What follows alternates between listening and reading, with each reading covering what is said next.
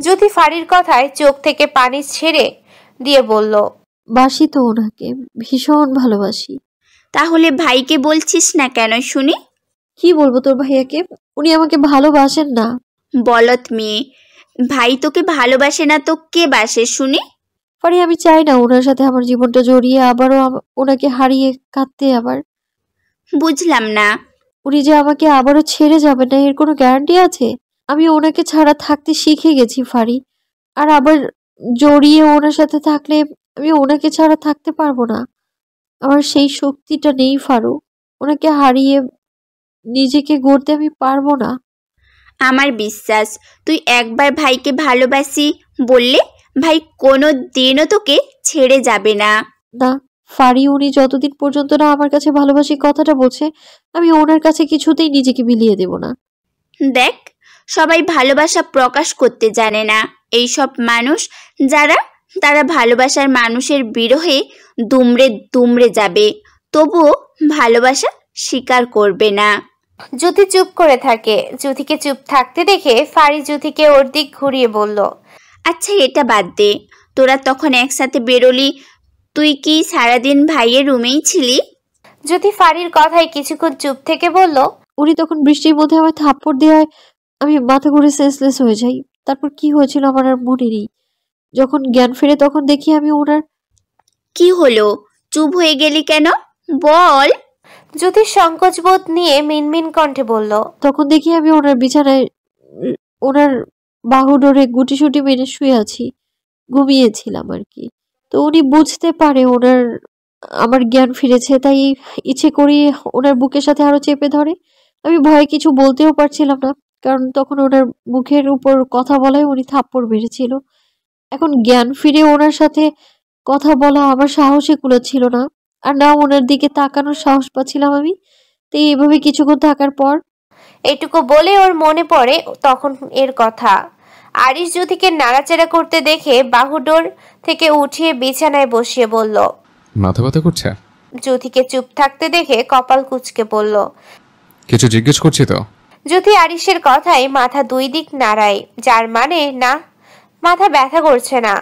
আরিশ জ্যোতির মাথা নাড়ানো দেখে ওর মাথাটা মুখের কাছে এনে চুমু খেয়ে বলল, আমার অবাধ্য হবে না। জ্যোতি আরিশের কথায় ওর থেকে সরে বিছানা থেকে নামতে নিলে আরিশ পেছন থেকে জ্যোতিকে জড়িয়ে বলল, থাকুন একটু। বলে আরিশ মুখটা জ্যোতির ঘাড়ের কাছে নিয়ে অসংখ্য চুমু দিতে থাকে।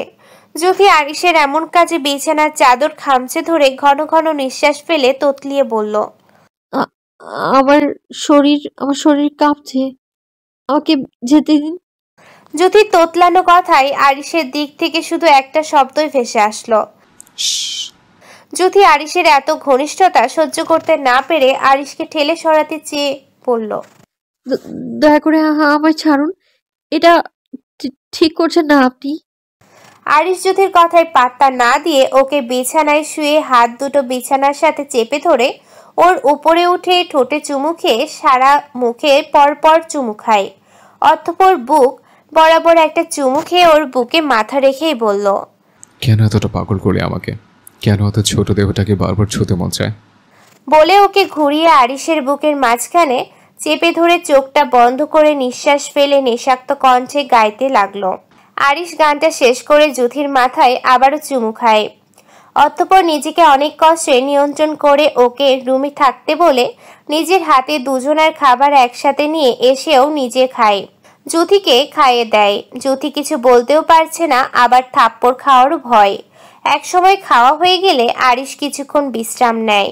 অতঃপর বাহিরে বের হওয়ার জন্য রেডি হয়ে জ্যোতির হাত ধরে রুম থেকে বেরিয়ে আসে। আর তখনই ফারি ওদের দেখে। জ্যোতি ফারিকে সবটা না বলে মোটামুটি যেটুকু বলা যায় ওকে সেটুকু বলতে দুজনেই তপ্ত নিঃশ্বাস ফেলে। তাই এ প্রসঙ্গ বাদ দিয়ে আবারও বিভিন্ন কথা বলতে শুরু করে। সময়টা রাত 9:34। আরিশ আয়নকে নিয়ে বাড়ি ফিরে বসার ঘরে দুজনে ক্লান্তিতে সোফায় শরীর এলিয়ে দেয়। ওরা আস্তে মোমেনা ঠান্ডা পানি দেন। আরিশ পানিটা শেষ করে একটা ফাইল থেকে কিছু পেপার বের করে টেবিলে রেখে বড়দের ডাকে। আরিশের ডাকে বাড়ির কর্ত্রীরা সহ সাফওয়ান খান ও মাহমুদ খান বসার ঘরে আসেন। সবাইকে আসতে দেখে আরিশ গম্ভীর কণ্ঠে বলল, ও, তুই তো এসএসসি পরীক্ষা দিয়েছিস, তাহলে বলতো মেয়েদের কিংবা ছেলেদের বিয়েতে কি বলতে হয়? যুথি একবার সবার দিক তাকাচ্ছে তো একবার আরিশের দিকে তাকাচ্ছে। ওর মাথায় আসছে না আরিশ ভাই সবকিছু জেনে শুনে ওর কাছে জিজ্ঞেস করছে কেন। ও কিছু বলতেও পারছে না থাপ্পড় খাওয়ার ভয়ে। এসব ভেবে বিরক্তির নিঃশ্বাস ফেলে বলল, এটা কে জানে না, উভয় পক্ষকেই কবুল বলতে হয়। কি বললি? বুঝলাম না। কবুল বলতে হয়? জোরে বল। আরে বাবা, কবুল বলতে হয়। আলহামদুলিল্লাহ, তুই তো বিয়ে সম্পর্কে ভালোই জানিস যে উভয় পক্ষে কবুল কবুল কবুল 3 বার বলতে হয়। এতটুকু বলে আরিশ পেপারগুলো গুছিয়ে ফাইলে রাখতে রাখতে বলল, বউ, তোর কাজ শেষ, তুই তোর রুমে যা। বলে ফারির দিকে তাকিয়ে বলল, ফারি, ওকে নিয়ে যা। আরিশ বড়দের ডাকতে বাড়ির কর্তীরা সবাই আসে। পাশাপাশি প্রায় 1 ঘন্টা আগে সাফওয়ান খান, মাহমুদ খান ও রাদিফ 3 জন একসাথে এই অফিস থেকে বাসায় ফিরেছে। ওনারা ক্লান্তির রেশ ধরেই যে যার রুমে বিশ্রাম নিচ্ছিলেন। তখন আরিশের ডাকে ওনারা 2 জন আসলেও রাদিফ ওর রুমেই থেকে যায়। আরিশ সবাইকে বসার ঘরে আসতে দেখে টেবিল থেকে পেপারগুলো হাতে নিয়ে ঘুরিয়ে ফিরিয়ে দেখতে দেখতে গম্ভীর কণ্ঠে বলল, তোমাদের সবার সাথে আমার গুরুত্বপূর্ণ কথা আছে। আরিশের গম্ভীরতা দেখে সানজিদা খান কপাল কুঁচকে বললেন, কি বলবে বাবা? আরিশ ওর মায়ের কথায় পেপারগুলো গুছিয়ে রাখতে রাখতে বলল, হ্যাঁ, যা বলতে তোমাদের টাকা। আরিশ এতটুকু বলে স্বাভাবিক হওয়ার চেষ্টা করে মাথা চুলকে বলল, আমি বিয়ে করব। সাফওয়ান খান আরিশের কথায় ভ্রু কুঁচকে বলল। আরিশ ওর আব্বুর কথায় ওনাকে উদ্দেশ্য করে সানজিদা খানের দিক তাকিয়ে বলল, আম্মু, 7 বছর আগে মৌয়ের সাথে আমার ইসলামিক শরীয়ত মোতাবেক বিয়ে হয়েছিল। সেই মোতাবেক মৌ আমার বউ, আমার অর্ধাঙ্গিনী। আর আমি চলে যেতে আম্মু মৌকে একটা উইল পেপারে সাইন করে, ডিভোর্স পেপার বলে। কিন্তু সেটা কোনো ডিভোর্স পেপার ছিল না। যেখানে লেখা ছিল আমি নিজ ইচ্ছায় জীবন বলতে দিচ্ছে। সাফওয়ান খান ও সানজিদা খানের একমাত্র ছেলে আরিশ খান ব্যতীত আমি দ্বিতীয় কোনো পুরুষকে বিবাহ করিব না। সেখানে আরও অনেক লেখা ছিল, আমি শুধু মূল পয়েন্টটুকু বললাম। আরিশ এতটুকু বলে ওর মায়ের দিক তাকিয়ে বলল, আমি জানি না আম্মু কেন মৌয়ের জীবন মধ্যে নিয়েছে, সেটা কেন ডিভোর্স পেপার বলেছিল। তাই হয়তো অনেকের মনে এই বিষয় নিয়ে দ্বন্দ্ব থাকতে পারে। আবার যাদের মনে এই সংশয় আছে তাদেরকে বলা, আমি মৌকে আইনগতভাবে বিয়ে করব। আরিশের উক্ত কথায় মোমেনা খান বললেন, কিন্তু আরিশ বাবা। ওনাকে থামিয়ে আরিশ গম্ভীর কণ্ঠে বলল, দেখো মামনি, আমি কারো থেকে মতামত চাই না। আমার বউকে আমি আইনগতভাবে নিজের করতে চাই। আরিশের চেহারায় পরিবর্তন হতে দেখে মাহমুদ খান বিষয়টা সামলে নেওয়ার জন্য বললেন, আমি সব ব্যবস্থা করে এসেছি আজ সবার সামনে। এই মুহূর্তে আমি মৌকে বিয়ে করব। বলে আরিশ আর কারোর কোনো কথা না শুনে গলা ছেড়ে যুথিকে ডাকতে যুথি ফারি গল্প রেখে দুজন দুজনার দিকে তাকিয়ে বলল, এখন আবার ডাকছে কেন? আমি কিভাবে বলবো? তুইও যেখানে আমিও তো সেখানে। আমি যাবো না বাবা, মাথা 2 দিক নাড়িয়ে বললাম। তুই থাক, আমি যাই। তুই বরং এখানে বসে থাক, ভাই এসে তোকে কোলে করে নিয়ে যাবে। আনে শয়তানি হেসে। ফারি, তুই থাক, আমি যাই, তুই বরং এখানে বসে থাক, ভাই এসে তোকে কোলে করে নিয়ে যাবে নে। ফারির ঠ্যাস মারা কথার যুথির মুখটা বেজার করে বলল, ধুর রম্বা, সারাদিন আঠার মতো লেগে থাকতে হবে। বলে ফারি যুথির সিঁড়ি বেয়ে নিচে এসে দেখে শুধু ওরা না, ইভা, রোদ, পাশাপাশি বাড়ির সবাই প্রায় এক জায়গায়। যুথি সবাইকে এক জায়গায় দেখে এক কিনারে দাঁড়িয়ে বলল, ডেকেছেন কেন? বিয়ে করতে। মানে? কিছু না, এখানে এসে বসো। গম্ভীর কণ্ঠে ওর পাশটা দেখিয়ে বলল। যুথিকে এক জায়গায় ঠায় দাঁড়িয়ে থাকতে দেখে আরিশ থমকে বলল, এখানে বসতে বললাম না? যুথি আরিশের ধমক খেয়ে হালকা কেঁপে উঠে মিনমিন করে বলল, বসছি তো, অশুভ লোক সবসময় শুধু ধমকে কথা বলে।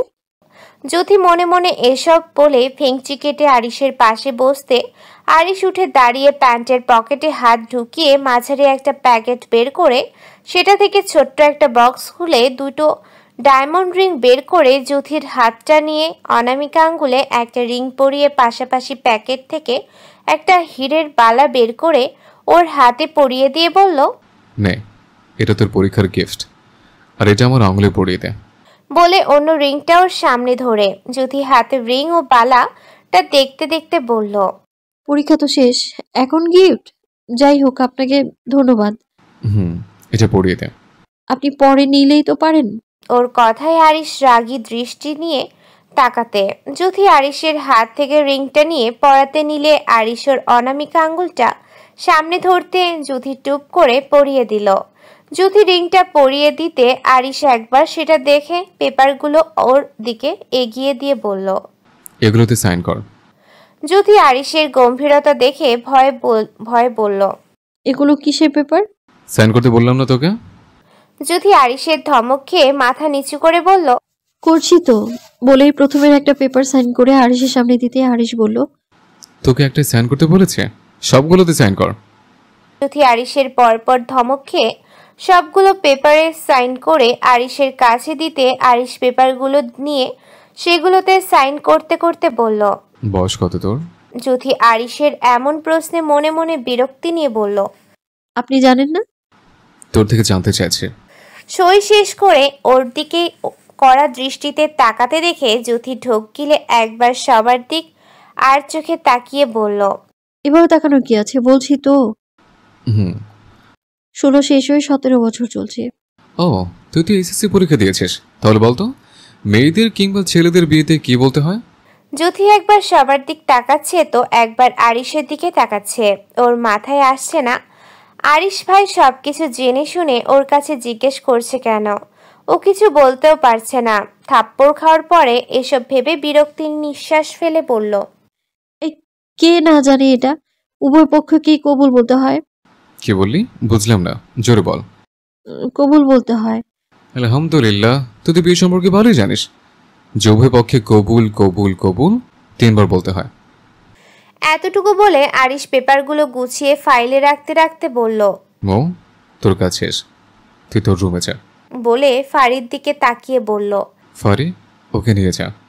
আরিশের কথাটা বলতে মিনিট শেষ হওয়ার আগে যদি হাঁপ ছেড়ে উঠে দাঁড়িয়ে ফারিকে নিয়ে উপরে চলে গেল। ওরা যেতে আরিশ সবার দিক তাকিয়ে বলল, ব্যাস, আবারও 3 কবুল পাশাপাশি আইনিভাবে মো আমার হয়ে গেল। এখন আশা করি কারো মনে কোনো দ্বন্দ্ব নেই মোকে নিয়ে। আর হ্যাঁ, আজ থেকে মো আমার সাথে আমার রুমে থাকবে। বলে উঠতে নীলে সানজিদা খান ব্রুকুচকে বললেন, ওকে বিয়ের বিষয়টা বলবেন না কেন? এই মুহূর্তে ঝামেলা চাই না, তাই। তোমার কথা বুঝলাম না। আরিশ যেতে নিয়েও মায়ের কথায় দাঁড়িয়ে বলল, থাক না, কিছু বিষয় আমার আর মৌয়ের মধ্যে। তোমাদের কাছে তো বিয়েটা ক্লিয়ার করেই দিলাম। বলে আর এক মুহূর্ত না দাঁড়িয়ে ওর রুমে চলে যায়। এতক্ষণ যা হচ্ছিল সবাই চুপচাপ দেখছিল, কারণ কেউ কিছু বললেও আরিশ যা করতে চাইছিল সেটা এমনিও করত আর অমনিও না বললেও করত। আরিশ বলে যেতে সাফওয়ান খান নিঃশ্বাস ফেলে বললেন, ও যেটা নিয়ে ভালো থাকছে থাকুক, শুধু ওর স্বাভাবিক থাকলেই শান্তি। কারণ আজ হোক কাল হোক জ্যোতির সাথে ওর বিয়েটা দিতেই হতো। ওনার কথায় মাহমুদ খান বললেন, ও যেটা নিজে থেকে চাইছে থাকুক, আর ভবিষ্যতে যদি ও আনুষ্ঠানিকভাবে কিছু করতে চায় তখন না হয় করা যাবে। বলে একবার মাহমুদ খানের দিক তাকিয়ে ঘাড়ে হাত রেখে রুমের দিকে চলে যান। সাফওয়ান খান চলে যেতে সবাই যে যার মতো রুমে চলে যায়, কারণ যেখানে ওনারা মেনে নিয়েছেন সেখানে মহিলা কি বলবে। তাছাড়া খানবাড়ির একটা রেওয়াজ আছে, ছেলে মেয়েদের ইচ্ছেকে মর্যাদা দেয়া হয়, নিজেদের ইচ্ছে কারোর উপর জোর করে চাপিয়ে দেয়া হয় না। সাফওয়ান খান আরিশের সাথে জ্যোতিকে সেই 7 বছর আগেই মেনে নিত, যদি আরিশ ওভাবে বেপরোয়া হয়ে না উঠত। আরিশ তখন রুমে এসে ফ্রেশ হয়ে বিছানায় শরীর এলিয়ে দিতে ওর ফোনটা বেজে ওঠে। ফোনটা হাতে নিতে দেখে হোয়াটসঅ্যাপ কল এসেছে। সেখানে একটা নাম ঝলঝল করে ভেসে উঠেছে, ছোট্ট ছোট্ট। নামটা দেখে আরিশ ক্লান্ত শরীর নিয়ে উঠে বসে ফোনটা রিসিভ করে মুচকি এসে বলল, আসসালামু আলাইকুম ছোট। আসসালামু আলাইকুম, হাউ আর ইউ ভাইয়া? আমি ভালো আছি, তুই কেমন আছিস? আই এম ফাইন ভাই। আরিশ লুসিয়ানকে বারবার ভাইয়ের জায়গায় ভাইয়া বলতে দেখে নাক মুখ কুচকে বলল, ওই তোরা না বলছি বাংলা না শিক্ষা আমার সাথে বাংলা বলবি না। ওরে আমি বাংলা তো শিখিলাম। অরে না, আরে হবে শব্দটা। আর শিখিলাম না, শিখলাম। হয়তো হইলে। আবার ভুল শব্দ বলিস। ভাইয়া তুমি। আবার শব্দটা ভাইয়া হবে। সরি ভাইয়া। এবার ঠিক আছে, ভাবছি তোকে খাঁটি বাঙালি একটা মেয়ের সাথে বিয়ে দেবো, তারপর যদি তুই ইংলিশ ছেড়ে বাংলা ভাষা শিখতে পারিস। নো ভাইয়া, আমি বাঙালি মেয়ে বিয়ে করব না। ওরা অনেক মোটু হয়, দেখতেও তেমন সুন্দর না। আর বউ যদি দেখতে সুন্দর না হয়, মোটু হয়, তাহলে বউকে কোলে নিয়ে ঘুরবো কিভাবে? লুসিয়ানের ডিজিটাল বাংলা শুনে আরিশ চোখ দুটো ছোট ছোট করে বলল, তোর উক্তি শুনে আমারই সন্দেহ হচ্ছে আমি বাঙালি মেয়ে বিয়ে করে ভুল করলাম কিনা। আরিশের কথায় লুসিয়ান ক্যাবলা মার্কা হাসি দিয়ে বলল, যেখানে আরিশ খান সেখানেই বাজিমাত। সে কিনা লাইফ পার্টনার পাবে না। হুম। হনো ভাই, তোমার লাগি এত শত বছরে অনেক কথা কইছি, এখন মায়ের মতো বাবিরে দেহাও দেহি। আরিশ লুসিয়ানের কথায় শ্বাস ছেড়ে বলল, ওয়েট কর, আমি ডাকছি। বলে যুথিকে ডাকতে 2 মিনিট পরে যুথি বিরক্ত হয়ে রাগে ফুঁসতে ফুঁসতে আরিশের রুমে এসে কপাল কুঁচকে বলল, সারাদিন মৌ মৌ কি? হ্যাঁ, একটু পর তো মৌ। যুথিকে এভাবে কথা বলতে দেখে আরিশ ফোনটা বিছানার উপর রেখে ওর দিকে এগোতে এগোতে শয়তানি হাসি দিয়ে বলল, মন সারাক্ষণ শুধু তুই করে। যুথি আরিশকে গান গাইতে দেখে মনে মনে রাগে ফুঁসছে। এই বদলোক সব সময় ওকে ডেকে হয়তো গান, নয়তো চুমু, আর নয়তো থাপ্পড় এসব করার জন্য। যুথি দাঁতে দাঁত চেপে কোমরে হাত দিয়ে কিছু বলতে নিবে, তার আগেই আরিশ যুথিকে ঘুরিয়ে বিছানার উপর ফেলে যুথির উপরে উঠে যুথির হাত দুটো বিছানার সাথে চেপে ধরতে যুথি আরিশের ভর নিতে না পেরে দম আটকে বলল, আল্লাহ গো, মুই মনে হয় মরেই যাবো। এটা কি? আমার উপর থেকে সরেন। আরিশ যুথিকে চোখ মুখ খিচে কথাটা বলতে দেখে যুথির কানের লতিতে কামড় দিয়ে ফিসফিস করে বলল, একটু আগে যেভাবে কথা বললি আবার একটু বলতো। ওরে বাবা গো, কানটা আমার শেষ। কানটা শাড়ির সাথে চেপে ধরে আরিশ যুথিকে ওভাবেই কোলের ভিতর আঁকড়ে নিয়ে উন্মুক্ত গলায় যখন চুমু খেতে যাবে, তখন বিছানায় রাখা ফোনে লুসিয়ানের ও ভাই ডাক শুনে যুথির থেকে সরে বিছানায় বসে যুথিকেও এক টানে ওর পাশে বসিয়ে ফোনটা হাতে নিয়ে বলল, ছোট ডাক্তার দেওয়ার টাইম পেলে না মানে? আরিশ লুসিয়ানের কথায় রাগী নিঃশ্বাস ফেলে বলল, কিছু না গাধা। তুমি আমার গাধা বললা?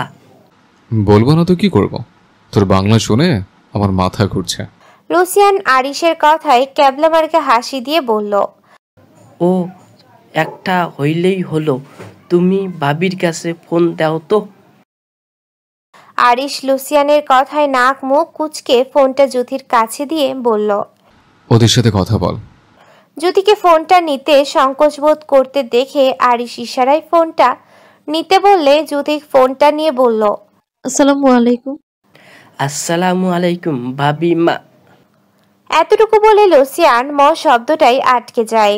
অতঃপর ব্রু কুচকে বোকা হেসে বলল, তুমি তো অনেক সুন্দর দেখতে।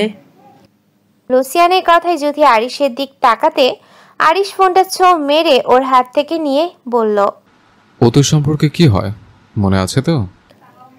আরে হ্যাঁ, মনে আছে, দাও তো ভাবির কাছে।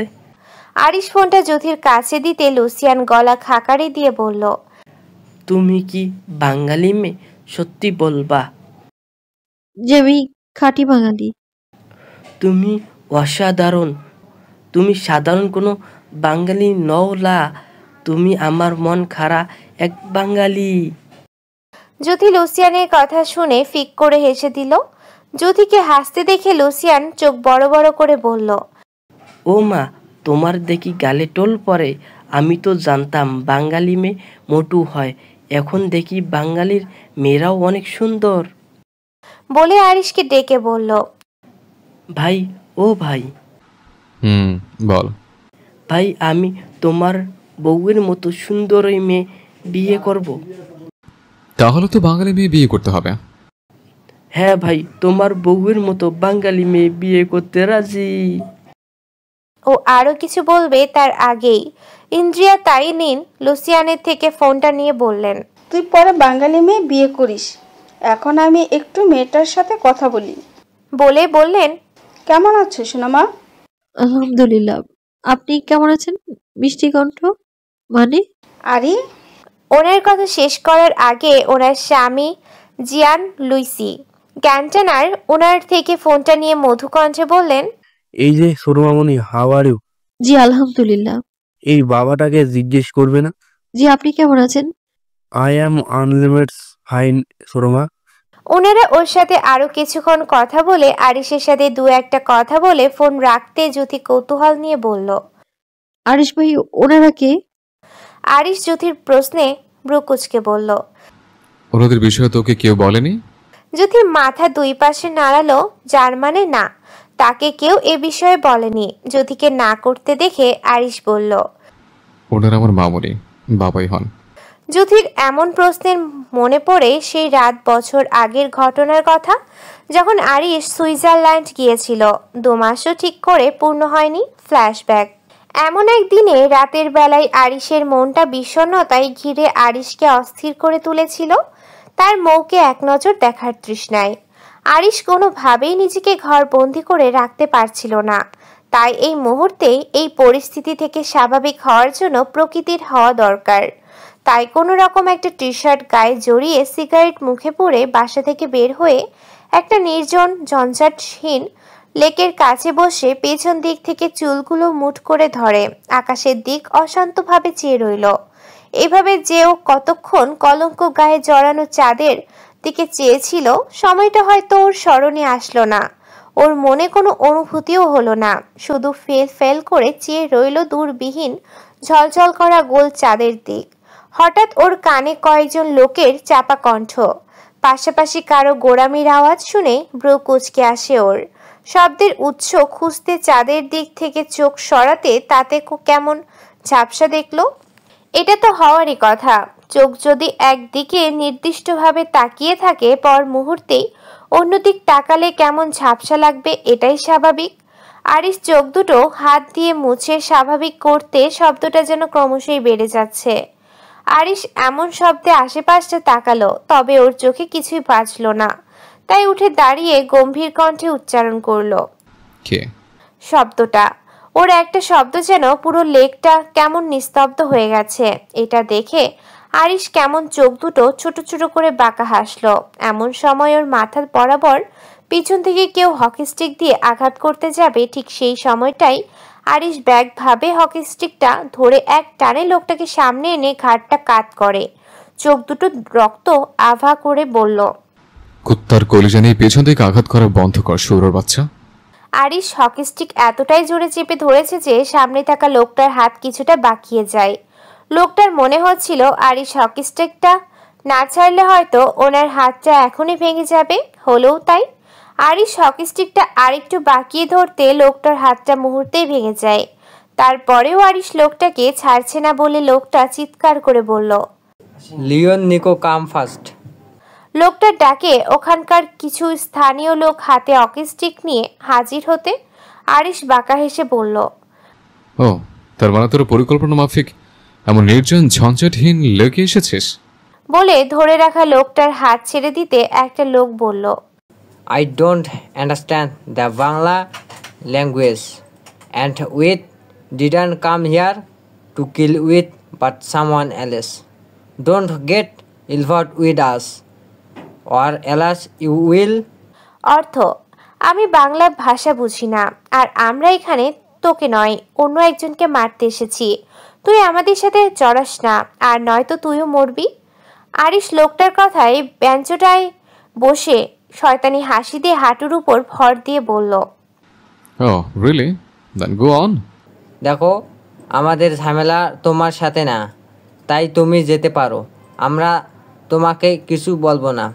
How are you gonna kill me? With a hockey stick or gunshot? লোকটার এমন কথাই আরিশ গর্জে উঠে তোড়ে গিয়ে বলল, কেন মারবি না আমায়? এই তো বললি তোদের কথা না শুনলে আমি মারা পড়বো। লোকটার কলাট ধরে বলে। 20 বছরের ছেলে আরিশের এমন গর্জে কথা বলা দেখে লোকগুলো কিছুটা ভয় পেয়ে যায়। অতঃপর একে অপরের দিক তাকিয়েই ইংলিশ বাক্যে বলল, টেক জিয়ানলুইজি গ্যান্টার with you or else the boss will punish off for this. বলে চলে যেতে নিলে আরিশ লোকটার কলার পিছন থেকে চেপে ধরে বলল, হু ইজ জিয়ানোলুইসি গ্যান্টানার? আরিশ লোকগুলোর কে কোনো কথা বলতে না দেখে কলার ছেড়ে নিচ থেকে হকি স্টিকটা হাতে নিতে লোকগুলো একে অপরকে তাগিদ দিয়ে দৌড়ে পালালো। আরিশ লোকগুলোকে পালাতে দেখে হকি স্টিকটা শব্দ করে মাটিতে ফেলে লোকগুলোর যাওয়ার দিক তাকিয়ে বলল, এসব ছাগলের পুত কি ঝামেলা করতে পৃথিবীতে পয়দা হয়? বলে বিরক্তি নিঃশ্বাস ফেলে চলে যেতে নিলে ওর মনে পড়ে ওরা কোনো একটা লোককে মারার কথা বলেছিল। এটা মনে হতে আরিশ ঠায় দাঁড়িয়ে পড়ে। অতঃপর আশেপাশে তাকিয়ে কাউকে দেখতে পেল না, তাই আরো কিছুটা সামনে আসতে দেখে একজন লোক মারাত্মকভাবে মাটিতে রক্তাক্ত অবস্থায় গোমড়াচ্ছে। মনে হচ্ছে ওনার হাত পা পাশাপাশি মাথা থেকে যেন রক্তের স্রোত নামছে। ওনার পাশে এক তরুণ জ্ঞানহীন ভাবে পড়ে আছে, যাকে দেখে আরিশে মনে হলো বয়স হবে হয়তো 18।